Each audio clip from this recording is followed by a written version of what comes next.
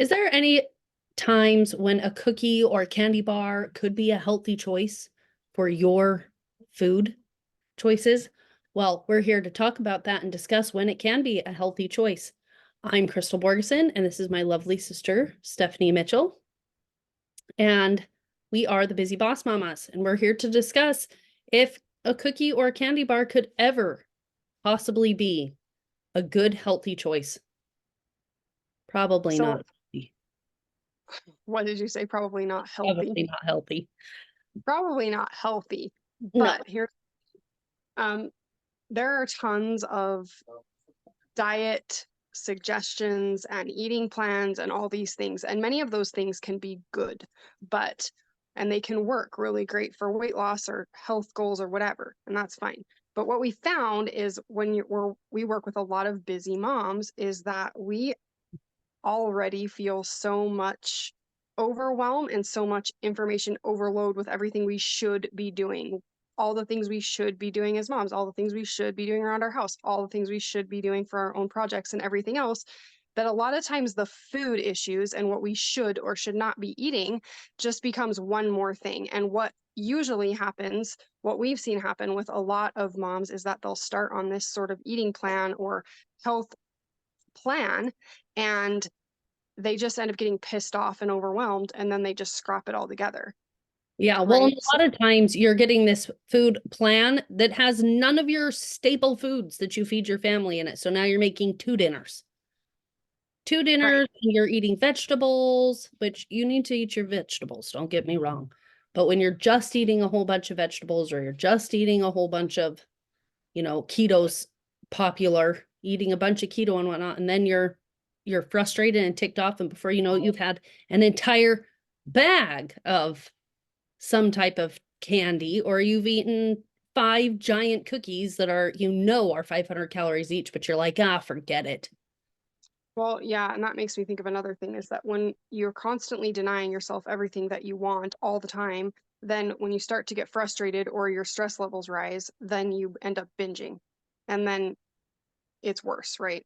Yeah. So we tend to advocate for a more balanced approach to everything, right? Like if you sometimes I know that I need to have like a piece of toast with my eggs. And even though I know it's not the best choice or it might be unhealthy or whatever, I'll do that because I know that if I don't, I'll be way too hungry and then I'll overeat later or Yeah. something like that. So, and if you know that you're going to celebrate something or you know you're going to go out or whatever and you're not going to eat great or you're going to eat dessert, then you can, rather than feel like crap about that, you can make adjustments in what other things you eat throughout the day, right? Yeah.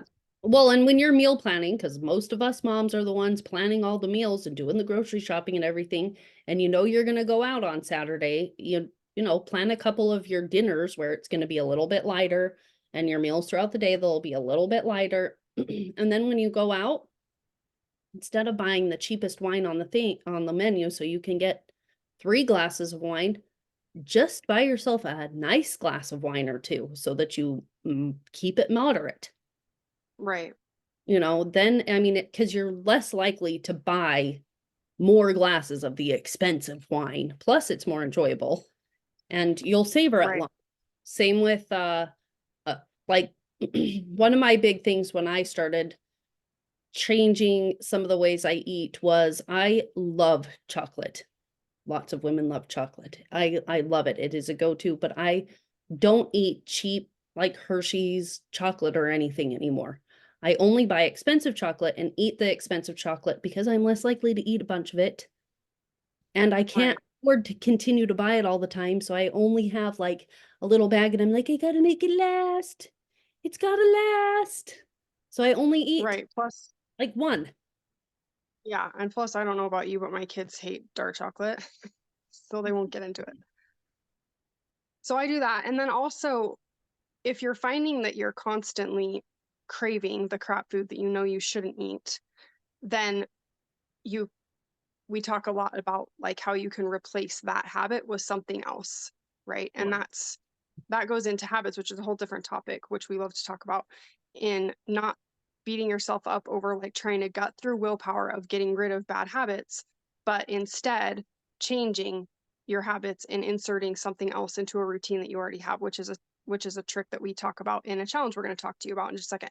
But so rather than beating yourself up, just try to have a more balanced approach. And there was something else I was going to say. Oh yeah. Instead of trying to stick to a certain diet plan, it's far better to focus on what you can do, especially if you are a middle-aged lady like we are, to focus on improving your metabolism overall. Yeah. Because your metabolism slowing down is what's making it harder for you to process all of these foods and Mhm. lose the extra weight that you can't seem to get off and all the other crap that you're dealing with from brain Yeah. fog and lack And of our energy. bodies are not, they're very smart and they're very dumb all at the same time. It's craving. You feel like you're craving all these sugars so you can gain this energy spike. And a lot of times you might be dehydrated and you need water, or contrary to that, you could even be you need more salt in your diet. Right. Not crummy sodium, like a high quality salt. And so sometimes when I'm feeling that, I'll take a salty electrolyte drink, which is very gross, but a lot of times it does take away any of those sugar cravings. So then I know whether I'm actually craving the treat or not. Right. Because our So, metabolism lies to us now that we're old. yeah, your metabolism lies to you, and sugar cravings are a real problem. So, a lot of ladies are experiencing all sorts of problems with their metabolism. And so, if you want to learn how you can combat some of these issues that you're facing with this slower metabolism, we'd love for you to join us in our next challenge. We have another challenge. We just wrapped up a 21-day Kickstarter challenge. We're going to be doing a 14-day challenge here in a couple weeks on balancing out and kickstarting your metabolism. So you can learn some super easy tips with your food, with your movement, and daily habits so that you're not just um, trying to willpower your way through all these changes, but you're learning habits that will stick. Go to busybossmama.com/2024 and you can get on the wait list for our next challenge. Do you have anything else to add, Chris? No. Um, no, other than it's coming up real fast, so it's not really a long wait list. So you'll Right, be able to jump on board. We'll see you right. over there. We just had a kick butt one. Yes, we did. It was awesome. All right, bye, guys. Bye.